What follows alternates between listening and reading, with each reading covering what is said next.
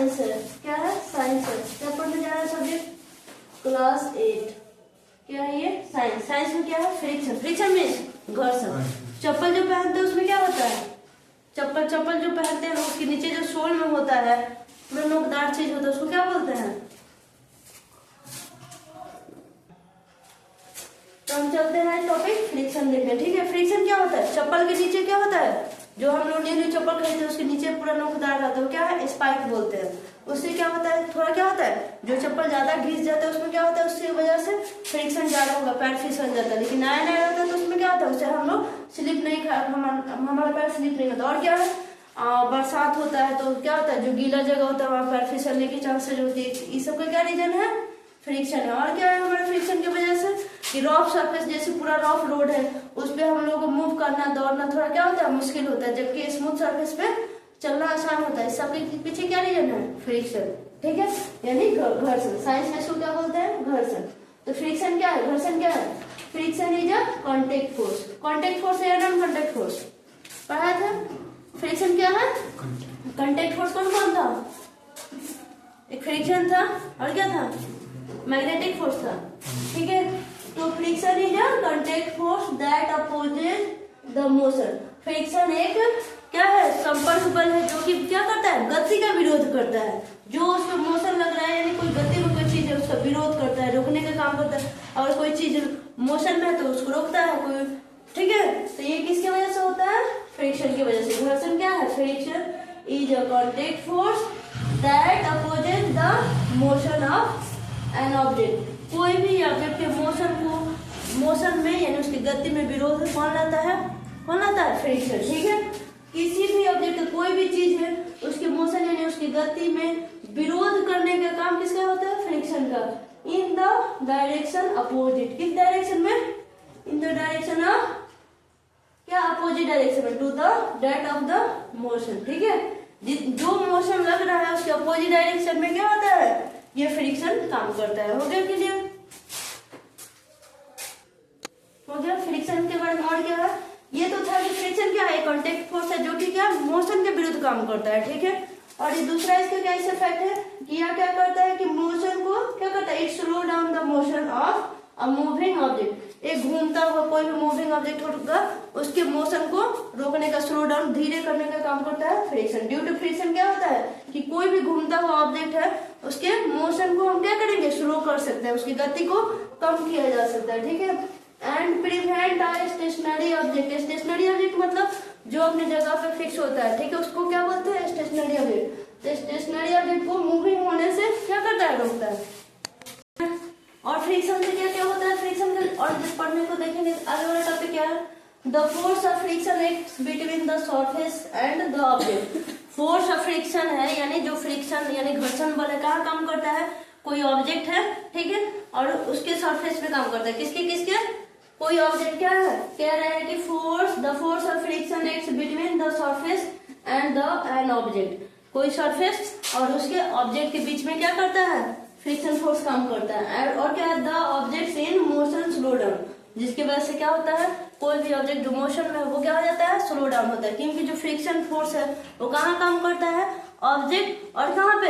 उसके सरफेस के बीच में, वहां फ्रिक्शनल फोर्स काम करता है, जिसकी वजह से कोई भी ऑब्जेक्ट को उसके मोशन को हम लोग स्लो डाउन धीरे कर सकते हैं। ठीक है, आगे है it is because of friction that we are able to walk on the road.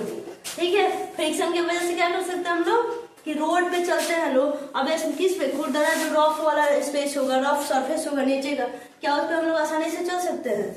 नहीं। ठीक है, लेकिन स्मूथ में चल सकते हैं। क्यों? वहां पे लेस फ्रिक्शन है या ज्यादा है? मोड़ है लेस। ठीक है, तो ड्यू टू फ्रिक्शन क्या होता है? फ्रिक्शन की वजह से क्या होता है कि हम लोग सक्षम होते हैं कहाँ पे? रोड पे चलने में या अदर सरफेस पे। ठीक है, आगे है एसआई यूनिट ऑफ फ्रिक्शन। क्या होता है? न्यूटन। जो फोर्स का होता है एसआई यूनिट न्यूटन, वही क्या होता है? किसका होता है? फ्रिक्शन का। ऐसा फैक्टर है जिसपे फ्रिक्शन क्या करता है? प्रभावित होता है। फ्रिक्शन जो घर्षण है, ऐसे दो कारक है जिससे क्या होता है? घर्षण प्रभावित होता है। फैक्टर मीन्स कारक। तो कौन से कारक है जो प्रभावित करते हैं? ठीक है, घर्षण किसको प्रभावित करता है? पहला है the nature of the surface in contact. जो भी कॉन्टेक्ट में क्या होगा, सरफेस होगा, उसकी नेचर यानी उसकी प्रकृति, सतह की प्रकृति पे निर्भर करता है। और दूसरा होता है कि जो ऑब्जेक्ट होगा उसके मास पे, ठीक है, उसका द्रव्यमान, उस ऑब्जेक्ट का द्रव्यमान क्या है उस पर निर्भर करता है क्या, फ्रिक्शन।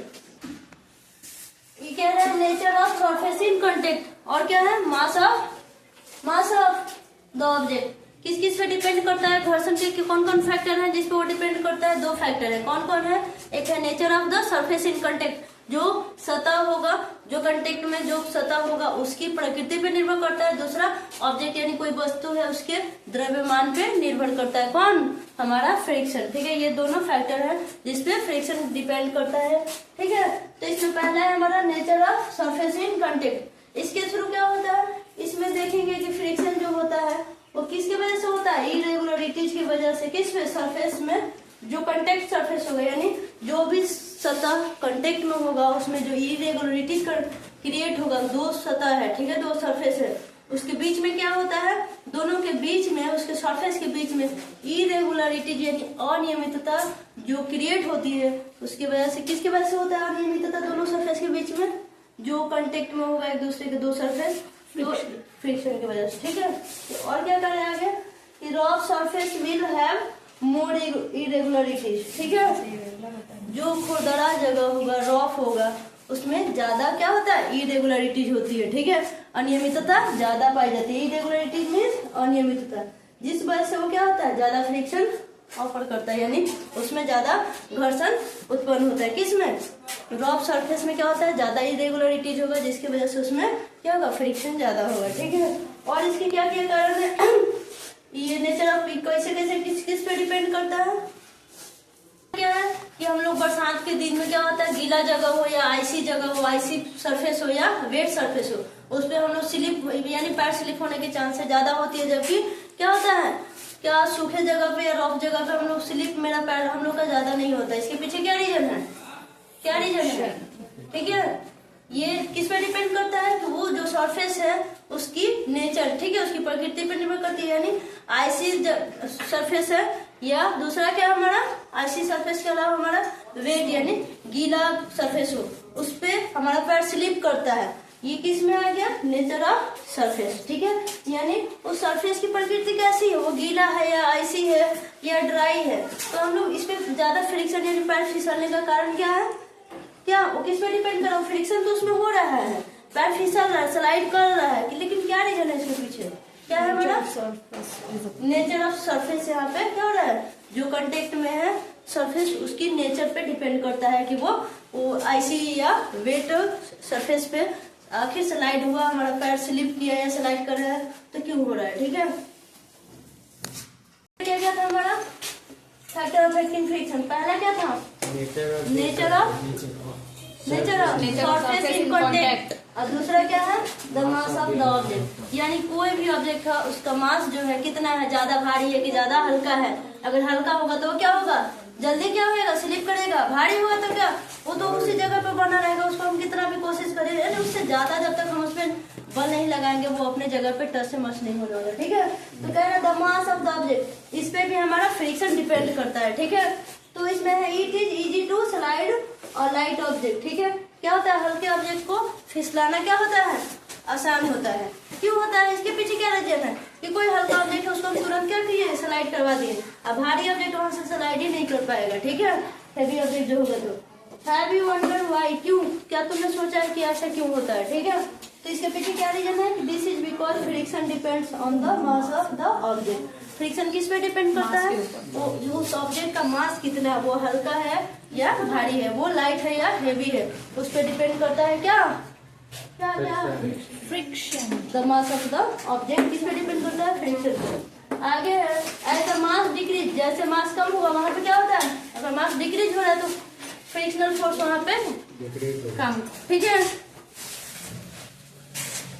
ठीक है। अब पढ़ना हम लोग टॉपिक क्या है, टाइप्स ऑफ फ्रिक्शन। फ्रिक्शन यानी घर्षण कितने प्रकार के होते हैं, घर्षण 3 प्रकार के होते हैं। पहला क्या होता है, स्टैटिक फ्रिक्शन, इसको हिंदी में क्या बोलते हैं, स्थैतिक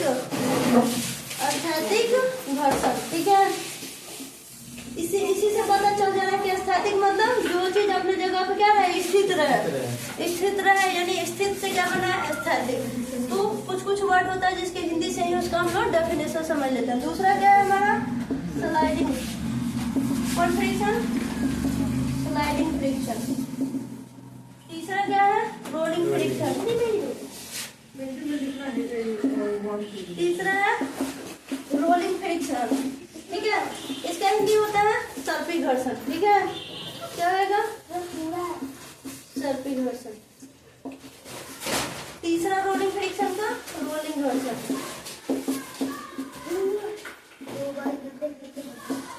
ठीक है। स्टैटिक फ्रिक्शन, दूसरा स्लाइडिंग फ्रिक्शन, तीसरा क्या है, रोलिंग फ्रिक्शन।